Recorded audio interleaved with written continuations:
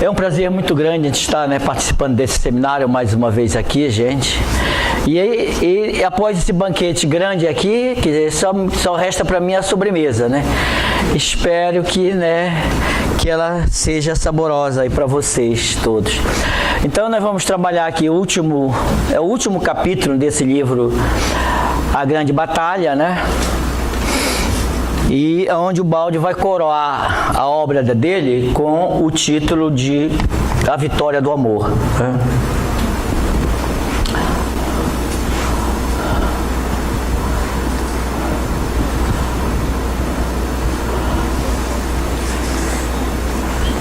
Nós trouxemos aqui para ilustrar essa grande batalha desse livro do professor Ubaldi, no livro que a gente está estudando já há algum tempo na fraternidade, que é o Bhagavad Gita.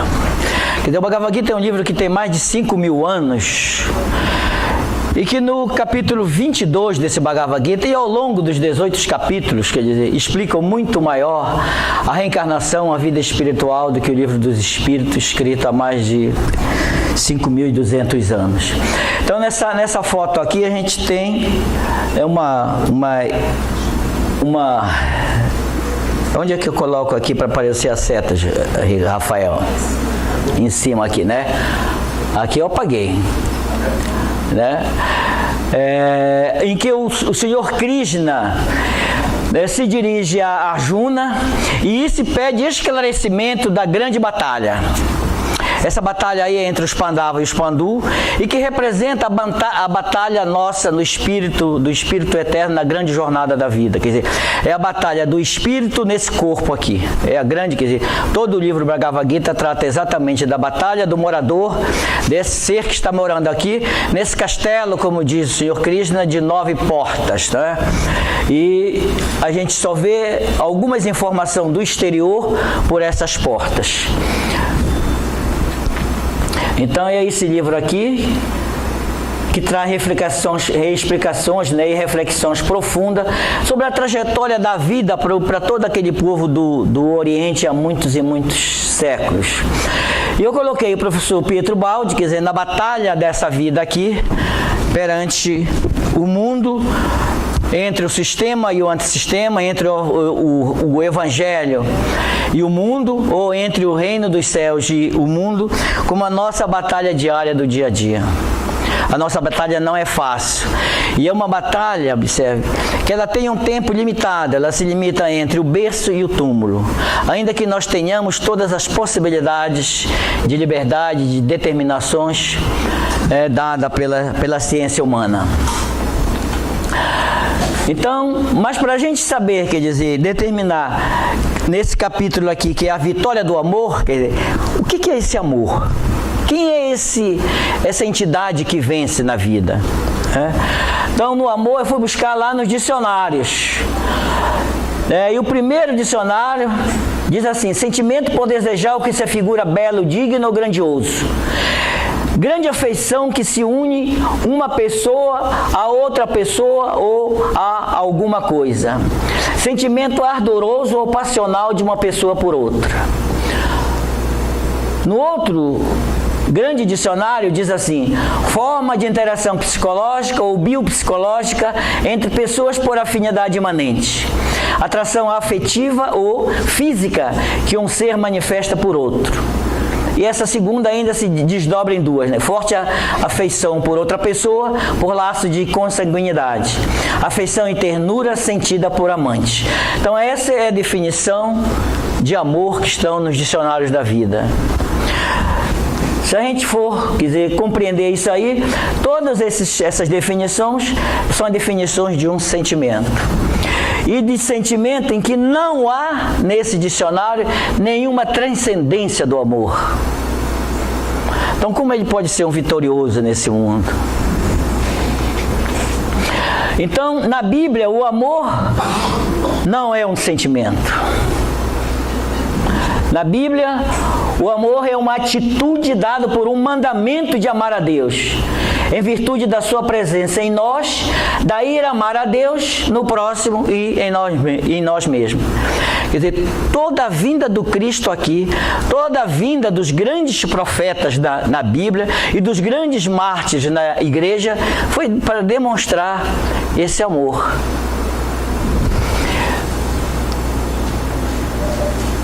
E dos primeiros mandamentos lá de Moisés vai dizer: amarás o Senhor teu Deus com todo o teu coração, com toda a tua alma e com todas as tuas forças. Então não é um amor que está nos dicionários da vida. E o Cristo ainda vai nos dizer: e o meu mandamento é este, que vos ameis uns aos outros, como eu vos amei. E na grande síntese, a gente vai dilatar muito mais essa compreensão do amor. É o impulso fundamental da vida, força de coesão que rege o universo, parte integrante do funcionamento orgânico do universo. E João vai nos dizer que Deus é amor. Então foi isso a grande vitória no último capítulo desse livro, A Grande Batalha, a vitória do amor. Chegamos então aqui, continuando agora, vamos entrar no último capítulo do livro A Grande Batalha, ao momento decisivo em que as forças opostas lançam o ataque para impor ao fenômeno diretivas próprias, surgindo o perigo de ser o fenômeno desviado do plano estabelecido pelo alto. Os dois exércitos defrontam-se pronto a empenhar-se na última batalha decisiva. São aquilo que eu falei ainda agora há pouco. Quer dizer, o nosso tempo, o nosso intervalo de tempo aqui entre o berço e o túmulo é um berço dessa grande luta, da grande batalha. A batalha da nossa evolução. E a gente, na nossa cultura, tem por hábito de se alegrar quando um espírito se manifesta numa reencarnação aqui. Mas nós deveríamos, como fazem muitos povos do Oriente, nos entristecer. Porque, mais uma vez, esse espírito vai reencarnar para se defrontar com essa grande batalha de dores e sofrimento, submetida à ignorância do mundo material.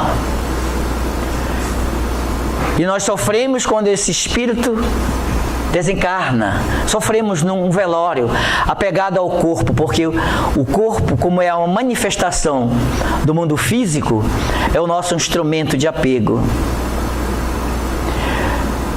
Daí, então, todo o propósito nosso é desapegarmos das coisas do mundo físico, das coisas que nos prendem a esse mundo, inclusive o nosso próprio corpo.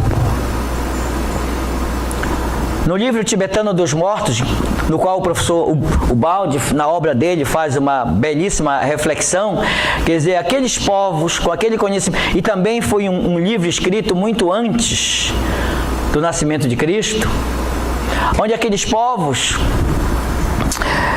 fazem uma reflexão sobre a morte. E que normalmente deve ser chamado naquele momento precioso a pessoa com quem ele mais tem afinidade, com quem ele mais gosta, que é para ele levar aquela lembrança e também as palavras daquele amigo que está dizendo da vida que ele devia ter ou da vida que ele teve se despedindo daquele corpo. Mas nós fazemos o inverso aqui. A gente se alegra quando a pessoa vem sofrer e sofre quando a pessoa vai para uma vida melhor. Como o nosso mundo é invertido, o nosso posicionamento também aqui, a nossa conduta é toda invertida. Então, os dois exércitos estão um de um lado e dos outros. E por incrível que pareça, o professor Ubaldi, nesse livro, está nos narrando, quer dizer, a grande batalha, e no livro seguinte, como o Rafael nos falou aqui, a batalha da nossa vida, quer dizer, é normalmente a grande batalha conosco mesmo e com o próximo que está ao nosso redor.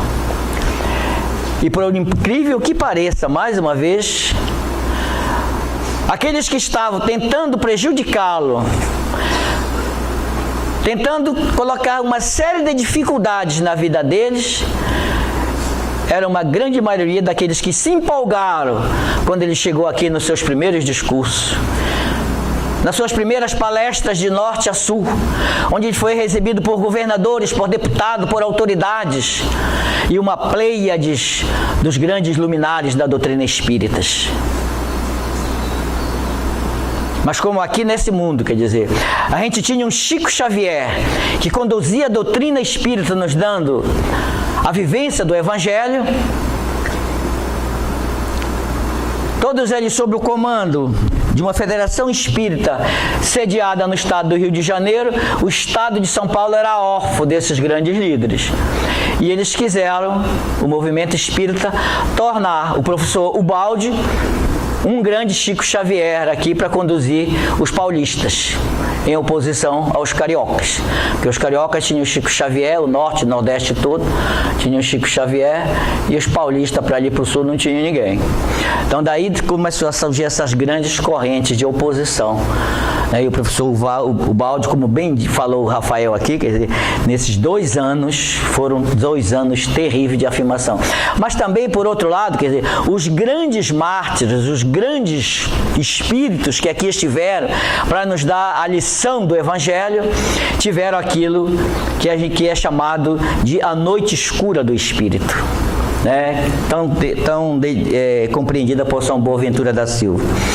Então, de um lado, o exército humano, tangível, armado de todos os meios, organizado e poderoso na terra, pela riqueza de recursos, pelo conhecimento do ambiente, pela coalizão de forças, por finuras de astúcias.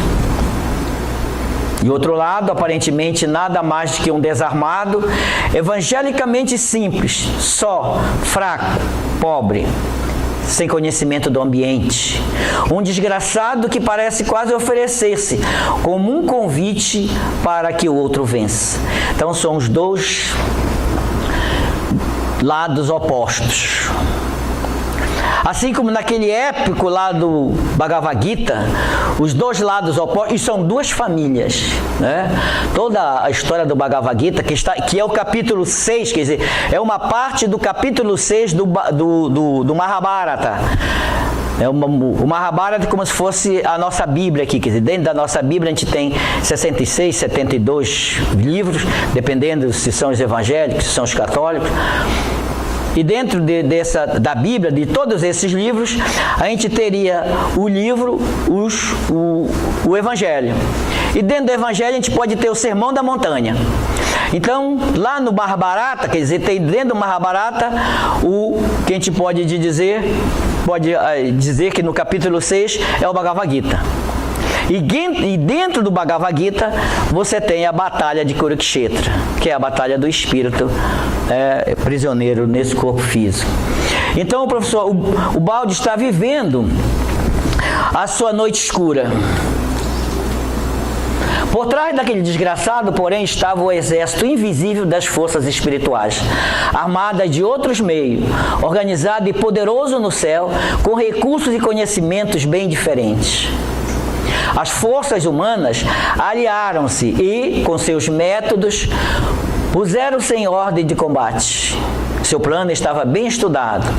Preparam para o desarmado caminhos sem saída, de modo que fique preso neles, ou caminhos com uma só saída. Aqui o fará derrotado. Quer dizer, fizeram uma trama vergonhosa para aqueles que tinham um grande conhecimento, entre aspas, da lei, para que o professor Ubaldi se curvasse à opinião deles. Tudo estava organizado e previsto para o constranger à submissão. O desarmado estava, pois, vencido de saída, e da parte oposta podia-se contar-se com certeza com a vitória. Não havia necessidade, pois, de salvar as aparências, e podia permitir-se descobrir os próprios planos, tanto os seus autores se acreditavam invencíveis e seguros do triunfo. Então é como se eles prepararam uma armadilha, como se ele tivesse sem saída naquele momento para a sua grande missão, para continuar o trabalho de missionário do qual fazia toda parte da sua vida. O instrumento achava-se no centro da batalha, entre 2 fogos. De um lado, o assalto das forças do mundo, do outro, a descida do alto. Ele vivia intensamente observando e recordando o episódio em que se achava mergulhado. A grande luta entre as potências do bem e as do mal que disputavam o homem. E ele não era lutador no terreno e na forma humana. Quem caminha com o Evangelho de forma nenhuma usa as leis do Evangelho.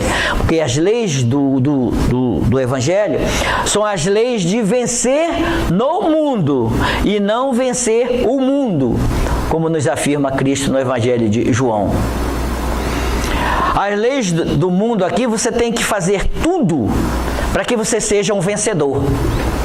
As leis da vida, manifestada no mundo da ciência por Newton, nas chamadas leis de Newton, que ele tirou dos livros sagrados, do olho, né, a cada olho corresponde um dente, a cada dente corresponde um dente, a cada olho corresponde o olho, né, lá do Velho Testamento. Também nas palavras de Jesus, com a medida com que medidos os próximos, vós sereis medidos. Quem com espada fere, com a espada será medido. Com a medida com que tudo fizeres na vida, com essa mesma medida serás medido. Então Newton pegou esses ensinamentos e colocou nas chamadas 3 leis de Newton. Materializou aquilo de uma forma belíssima, né, para a própria ciência, se ajustando a essas leis, começar a caminhar com essas leis. Que a ciência, por trás de toda a afirmação científica, a gente tem um princípio da lei, um artigo da lei, ou um parágrafo da lei, em que o pesquisador dá uma mergulhada lá no mundo transcendental e nos traz a explicação de um determinado fenômeno. Então, vamos nos recordar aqui, pegando, né, o livro As Grandes Mensagens, na segunda parte, do professor José Amaral, com quem eu tive uma felicidade enorme de conviver com ele por mais de 20 anos, e que toda vez que a gente se fala, que eu vou me referir a ele, a gente se emociona, porque foram momentos belíssimos, né, de quem vive o Evangelho. E ele nos diz assim, então: Petrobaldi e sua família lutavam bravamente pela sobrevivência. Precisavam se alimentar, vestir, pagar condomínios e despesas normais de apartamento. Gastavam com remédio, condução, educação das meninas, das 2 netas. Quem pagaria tudo isso? Sua aposentadoria não dava e os direitos autorais ainda não existiam. Tudo encarecia todos os dias. Que fazer? Onde estão as promessas? Elas existem de verdade? Em sua pátria, na longínqua Itália, promessas devem ser cumpridas. Aqui é diferente. Ubaldi, filho da dor, dos sofrimentos mais atrozes, começava a duvidar das promessas dos homens, mas não da promessa do Cristo. O mundo virá ao teu encontro e te ajudará em tudo o que te for necessário. Então, nesse momento de grande desespero, quer dizer, porque toda a obra poderia se ir por águas abaixo se acontecesse o que os inimigos estavam querendo que acontecesse.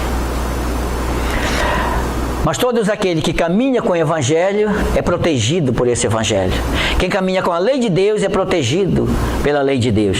Quem caminha com a lei dos homens deve contratar um bom advogado formado nas academias da vida, né? Agnese, vencendo a barreira linguística, começou a falar português e procurava emprego, mas as portas não se abriam. Agnese era a filha dele, né, para os que ainda não estudaram a obra de Ubaldi. As surpresas eram tristes e decepcionantes. Viviam da parca aposentadoria e das ajudas de alguns poucos amigos. Ubaldi percebeu imediatamente que seu período no Brasil não seria um mar de rosas. Seria bem trágico, mais do que o período italiano. Teria de enfrentar uma luta desigual com 68 anos e ainda em terra estrangeira. Aquele homem que foi criado num palácio suntuoso, onde toda a sua família e os seus serviçais participavam de missa aos domingos, no próprio palácio onde o padre ia celebrar a missa, estava sozinho. Aquele palácio onde tinha mais cerca de 80 quartos, toda aquela grandiosidade daquela riqueza deixada para trás para viver o Evangelho, estava agora desamparado, aparentemente desamparado. Não encontrando outra solução, concordou com Agnese em procurar os direitos autorais. A longo prazo foi uma luta em glória, porque a obra era de Cristo. Como o próprio Baldi dizia, eu sou apenas uma caneta que escreve. Da obra não poderiam surgir recursos materiais. Assim como da grande obra do Chico Xavier, ele não usufruiu 1 centavo de toda aquela obra dele, porque ele também vivia o Evangelho. A batalha era grande, com o balde ligado aos dois mundos, o da matéria e o do espírito. Não obstante tudo isso, a missão continuava. Começaram a desencadear contra ele uma terrível campanha, porque ele apoiava a filha na busca de recursos financeiros para sobreviver. Eram as forças do mal em ação. Veio então o golpe final. No dia 14 de fevereiro de 1955, às 9 horas da manhã, chegou o oficial de justiça com uma notificação de despejo do apartamento onde ele morava com a família. Entraram na justiça contra ele. O apartamento foi pedido de volta. O mal parecia vencer. O apartamento que ele supunha lhe pertencesse, porque as chaves lhes foram entregues por uma comissão responsável pela sua vinda da Itália, dizendo: este apartamento é seu, professor. Estavam lhe tirando. Sem suporte financeiro e sem onde morar, era demais. Mudasse para onde? Se não havia nem renda para se alimentar, como pagar o aluguel? Como um morador de rua pode cumprir a sua missão evangélica, cósmica? Não teria como. Mas ele confiava, porque como nós já vimos aqui, ao longo dos que me sucederam, como o Evangelho protege. Por momentos tudo parece ruir, a obra parece destruída. Inútil seria o sacrifício de toda a vida. Por instante parece faltar o apoio do céu. Parece que o Evangelho não diz mais a verdade, tendo sido apenas um erro confiar nele. Parece mesmo uma utopia. E parece que o mundo tenha razão. A frase, buscai primeiro as coisas do Espírito e o resto vos será por acréscimo, parece não ser verdade. Como o Rafael nos bem colocou aqui, no capítulo 6, é o 6, não é isso? Capítulo 6, da grande batalha, quer dizer, o Evangelho foi posto à prova. E precisa-se ter uma grande coragem para colocar esse Evangelho à prova, gente. Precisa ter aquela coragem descomunal. Uma coragem muito além daquela coragem de Judas, quando traiu Cristo, percebendo os grandes milagres que ele fez, o poder que ele tinha e das coisas transcendentais que ele seria capaz de fazer. E mesmo assim, equivocado com o mundo material, traiu Cristo, porque ele queria que o Cristo fosse o rei do mundo. Mas o balde já tinha transcendido esse pensamento. Não estava somente em jogo a sua vida, que pouco importava, nem a missão a realizar, toda uma experiência evangélica. Se falhasse, o mundo teria razão e o Evangelho derrota. Porque ele tinha feito esse desafio. Desde quando ele começou a caminhar com o Cristo e com São Francisco de Assis, naquela rua, naquela estrada pequenina, quando fez os votos, ele confiava plenamente nesse Evangelho. E o Evangelho parecia não funcionar mais. Seria o fim da missão. Das duas umas, o Evangelho tem razão e assim salvar-me-á, ou ao contrário, o Evangelho não tem razão, tendo ao mundo, e este matar-me-á. Tem uma frase aqui que já foi dita aqui pelo nosso querido Rafael. Então o evangelho quer dizer, e toda a missão, naquele momento, estava colocado em xeque, né? Como poderia viver daqui para frente sem um apartamento? Aquele apartamento que foi entregue para ele como se ele fosse o dono do apartamento. De todos aqueles que caminharam com ele, caminhando com ele pelo Brasil todo, dando todas as condições para que ele realizasse a missão. Mas depois, quando começaram a ser contrariados, começaram a fazer a revanche que o mundo material exige. Ele sozinho precisava de muito pouco para viver. Estava habituado a fazer uma refeição por dia, acrescida de um copo de leite pela manhã e outro à noite. A residência não lhe seria difícil. Precisava para morar apenas de um quarto com banheiro, porque assim viveu seus 20 anos de trabalho e dor na longínqua Itália. Quer dizer, no momento em que ele abandona toda aquela riqueza do palácio, vai viver na módica região sul da Itália, como um professor, recebendo aquele salário de professor, que lá na Itália é muito mais dignificante daqui no nosso Brasil. Mas ele estava no Brasil, e numa época em que as coisas subiam estupidamente, a inflação era altíssima. Ele não tinha um controle. Mas agora tinha consigo, por sua responsabilidade, mais 4 pessoas, sendo 2 menores. Então tinha sua esposa, tinha a filha Agnese e as 2 netas. Ele não estava sozinho como ele estava lá na Itália, onde tinha só o seu quarto e o seu banheiro, como grande missionário. Aqui não, ele tem o compromisso com a família. Tinha o dever sagrado, o sagrado dever de defender a sua gente, o seu clã, a sua família. Ele havia ensinado na obra que nós temos o dever de auxiliar a todos, de fazer o bem a todos, de defender o nosso próximo contra o mal. Mas temos, acima de tudo, o sagrado dever de proteger aqueles que estão sobre a nossa guarda. Essa é a grande missão dos pais de família, dos missionários simples, daqueles que abandonam o lar, não para seguir o Cristo como ele deseja, né? Se quiserem seguir, abandona tudo e segue-me. Mas a gente abandona o lar para seguir uma outra pessoa igual a gente, ou às vezes pior do que a gente. E ele então, no momento em que a gente assume esse compromisso, tem que proteger essa família. É a nossa pequenina missão. Ele assinou a notificação e foi a Santos, bastante apreensível, acompanhado da filha Agnese, para resolver problemas particulares. Imagine como não deveria estar, né? Recebeu uma ação de despejo para uma pessoa do porte da missão que ele estava realizando, a aflição que ele devia estar passando.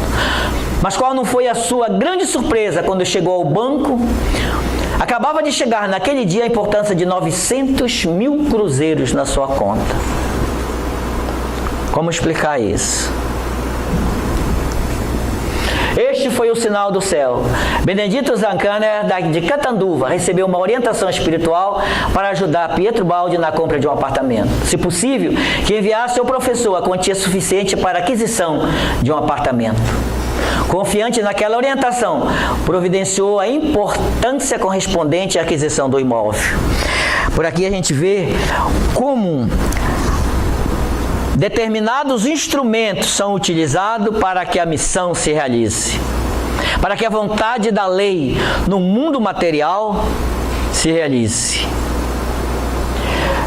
Como compreender? Quer dizer, uma pessoa, um empresário, que ainda tendo poucos recursos, uma pessoa chega, tem uma orientação, uma intuição de que ele precisa fazer um depósito, vamos dizer agora aqui, de um bom apartamento, de 500 mil reais, colocar na conta de uma pessoa, que ele não tem um relacionamento. Conhecia o professor Baldi. Depois vão se tornar grandes amigos. e deposita aquele dinheiro ali. Que força espiritual.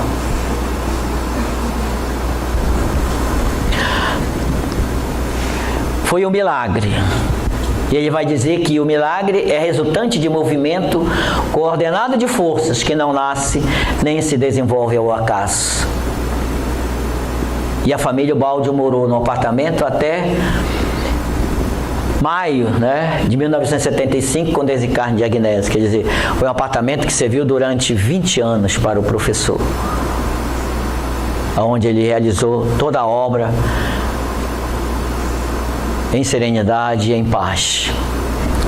Porque depois de toda aquela batalha, de toda aquela luta, observe, de tudo esse que a gente pode acontecer, Cristo, vendo que seu arauto lhe era absolutamente fiel, o salvou, confirmando ainda muito mais a origem da obra. Era a obra do Cristo e ninguém poderia detê-la. A própria forma como a lei se pronunciou, e a lei, gente, se manifestou ao longo dos séculos. A lei se manifesta como uma intervenção, como uma providência divina para muitos, ou como uma intervenção, um castigo para outros tantos, porque ela deve ser obedecida.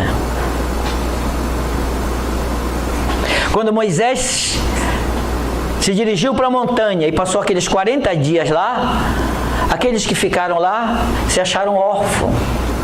Precisavam de um referencial para viver. Nós todos precisamos de um referencial. Nós somos passageiros na vida. Quando você pega um táxi, um ônibus, um metrô, somos passageiros.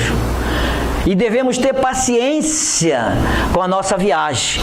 É por isso que quando nos acontece alguma coisa, somos internados e somos chamados de pacientes, para que a gente aprenda a ter paciência na nossa jornada espiritual. E aqueles então ali, vendo a demora de Moisés, construíram Deus, um bezerro de ouro. E Moisés quando traz a lei e contempla aqueles adoradores do bezerro, quebra a tábua da lei, porque só assim ele poderia respeitar a lei. Ele quebra a tábua da lei e manda matar 5.000 pessoas, todos aqueles que estavam adorando os bezerros de ouro. A gente pergunta aqui, Moisés foi o culpado pela essa matança? Ele foi um instrumento da lei para cumprir o primeiro mandamento que ele trazia, que era o quê? Amarás o Senhor teu Deus de todo o teu coração. Desculpa, é o segundo mandamento. Não terá outros deuses. Então aquele era um Deus só, não terá outros. E ele desobedeceu o sexto, não matarás, para que o primeiro fosse cumprido. Mas os 3 primeiros mandamentos têm a ver com a divindade, os outros 7 têm que ver conosco. O primeiro lá que tem a ver conosco é honrar pai e mãe, que já é o primeiro nosso que a gente começa a obedecer. Então observe, no início aqui, quer dizer, quem é que é o grande vencedor aqui? É o amor. E o amor nos dicionários da vida não é transcendental. Porque o amor nos dicionários reflete as academias. As academias estão muito distantes do transcendental. Ainda que elas estudem uma filosofia de Platão, muito elevada transcendentalmente, muito espiritual, mas não compreende que toda aquela filosofia de Platão é como se fosse uma filosofia quase que mediúnica. No livro A República, um dos grandes livros, um dos principais livros da filosofia de Platão, ele termina o livro com o mito de Er, que é o mito daquele pastor que foi convocado para a guerra, foi ferido e passou 12 dias morto, praticamente morto. Quando foi colocado na pira para ser queimado o corpo dele, ele se levantou e começou a falar das coisas que foram permitidas a falar para ele do mundo das ideias de Platão, que é o mundo espiritual. E ele narra naquele mito de Er todo o problema da reencarnação. É um texto pequenino, mas ali está toda a batalha, inclusive quer dizer, todas as instruções do Bhagavad Gita estão também lá, porque lá ele narra a sansara da vida, quer dizer, quando ele teve que descer por uma porta escura, né, e contemplou lá os sofredores, depois subia por uma porta clara, também contemplava pessoas que estavam em posições mais ou menos iluminadas, mas todos eles, depois de um tempo, tinham que se dirigir à roda, ao grande salão de sansara, e deveriam escolher uma profissão. Uns escolhiam ser pastores, outros pescadores, outros comerciantes, outros soldados, que eram profissões daquela época. Pouquíssimos poderiam escolher ser filósofo ou rei.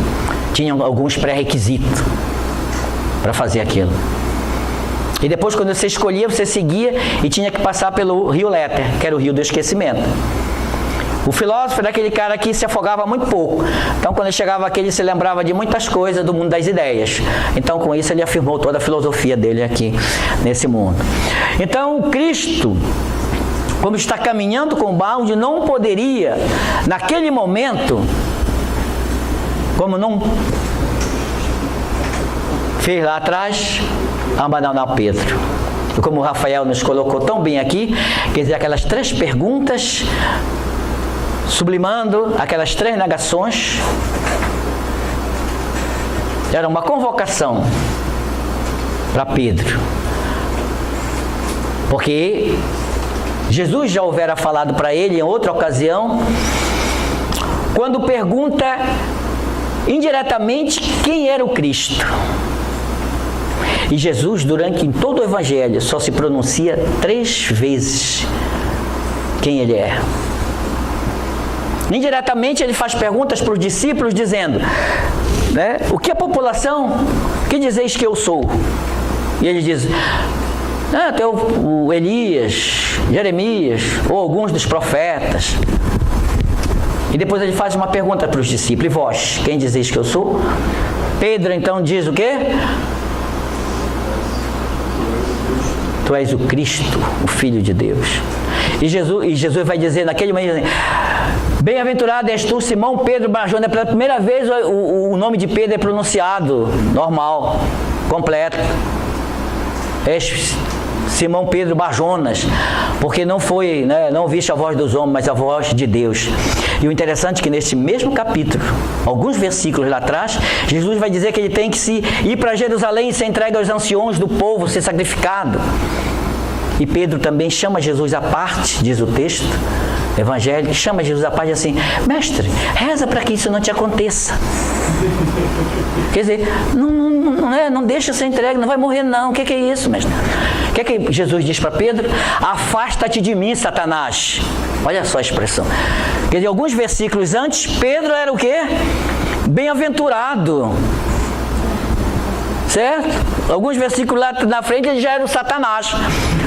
Porque Satanás, quer dizer, é uma palavra hebraica que significa obstáculo, dificuldade, aquele que coloca alguma dificuldade na vida. Assim como o diabo também, só que o diabo é de origem, né, grega, né? Ou eu estou fazendo uma inversão aqui, eu acho. Então são 2 palavras muito utilizadas, que é dificuldade. Assim como no Apocalipse é a besta, né?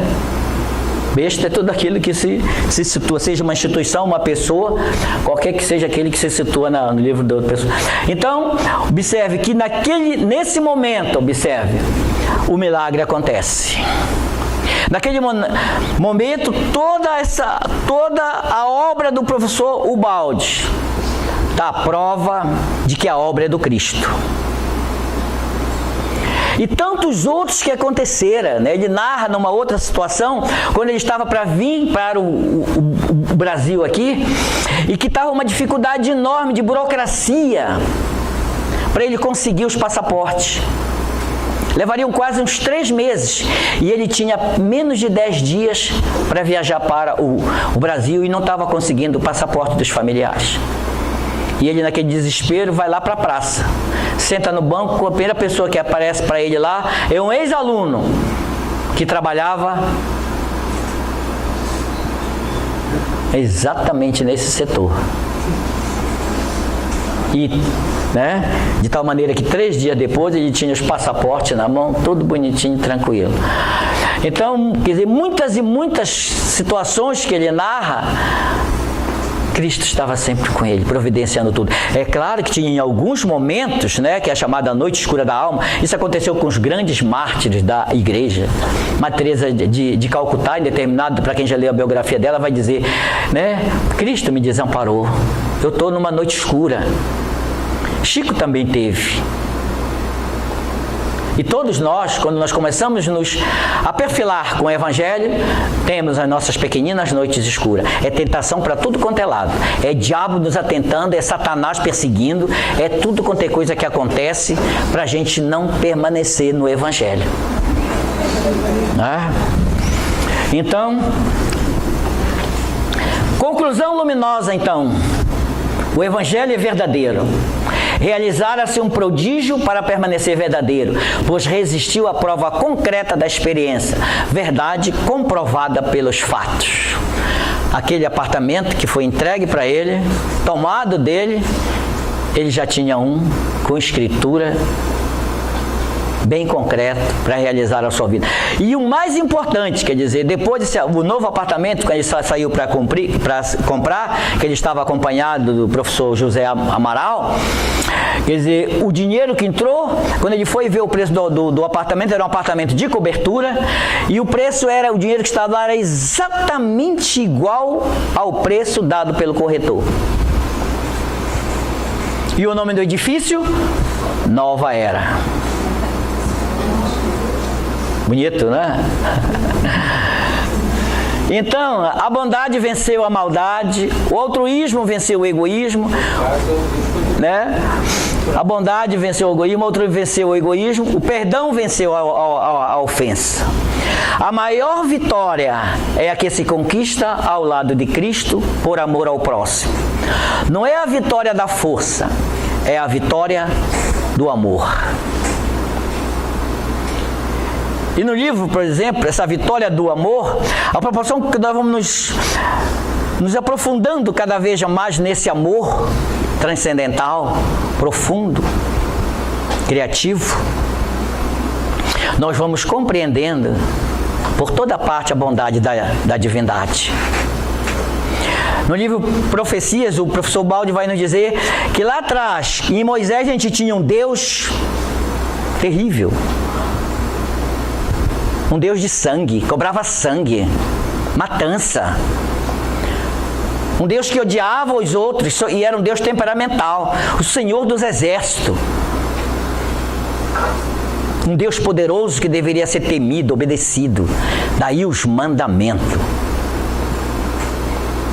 Mas em Cristo, e observe que o mandamento ainda é o quê? Amarás o Senhor teu Deus no futuro, quer dizer, naquela época não tinha que amar não, vai amar no futuro, o verbo está no futuro em todas as traduções, amarás o Senhor teu Deus, não, agora não é época ainda não, a gente vai amar depois, né? Agora vamos partir para a guerra, vencer, os impérios estão aí mesmo, a gente tem que prevalecer. Depois veio o Cristo e nos traz um Deus que é Pai. Pai é aquele que cuida, que ama. Mas nos trouxe também a mensagem de um outro Deus, de um Deus imanente. É um Deus para o 3º milênio. Ele está ainda no coração de muito poucos. É um Deus imanente em nós. Que a proporção que nós vamos compreendendo isso, nós vamos compreendendo Deus. Como diz o Senhor Krishna lá no capítulo 9 do Bhagavad Gita. Eu estou dentro de vós. Eu estou dentro de ti, Arjuna. Como eu estou dentro de todos esses guerreiros. E não foges à luta. Vai para a batalha. Então nessa grande batalha da vida, o professor Baldi então encerra a grande batalha com o chamado a vitória do amor, né? Depois dessa grande luta que ele teve, que foi uma luta, pode-se dizer que durante essa missão dele foi uma das mais rigorosas, porque foi a luta contra o mundo. Porque enquanto ele estava na Itália, ele estava nos primeiros livros, ele vive aquela apoteose com a divindade. Depois também veio uma noite escura dele, quando a igreja condena a obra. Poxa, mas isso era uma verdade tão linda, tão sublime, tão bonita. Essa igreja que logo no início me elogiou, a grande mensagem correu o mundo. Recebeu o imprimato da igreja. E agora, depois da grande cinta, vai para o índex. Olha só, né? Como a gente muda de opinião. Como a gente muda de sensibilidade. É como se a gente nos referisse de novo àquelas leis de Newton, mostrando que o mundo tem que vencer aqui. Como naquele exemplo que eu sempre tô dando para o pessoal, quer dizer, quando alguém nos perturba, assim, a gente coloca a lei de Newton em prática, a terceira lei de Newton coloca em prática imediatamente. E todos nós, por incrível que pareça, ainda que seja uma pessoa analfabeta, uma criança, a gente conhece a lei de Newton, por experiência. Que quando alguém chega com a gente assim, ofendendo a gente, o mundo, representado pelas pessoas que estão ao nosso redor, vai dizer o quê? Reage. Não leva desaforo para casa. Eu não tenho sangue. Comigo bateu. Eu dou o troco. Na hora ou na cara. Então a gente sabe muito bem a terceira lei de Newton. A gente aplica, que é uma maravilha na nossa vida. Porque o mundo existe. Se você estiver pensando, colocando naquela pessoa, em você uma redoma, ô Senhor, essa pessoa que está me ofendendo hoje, ela está muito magoada, já sofreu muito na vida, e você vai colocando uma série de argumentações, enfim, vai colocando uma redoma em você para você não reagir, não entrar naquela reação dele. Mas para o mundo você é um inerme, é um tolo, como disse o Rafael muito bem aqui. É a nossa batalha. Então, neste seminário, nessa tarde aqui, eu quero agradecer a vocês com essa vitória do amor e que ele seja uma vitória na nossa vida em todos os momentos. Obrigado.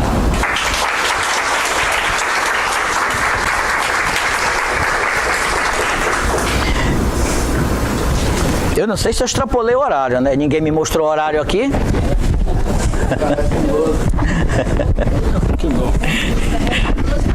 Hein? Ainda restam 12 minutos, né? Então esse fica para os 12 apóstolos.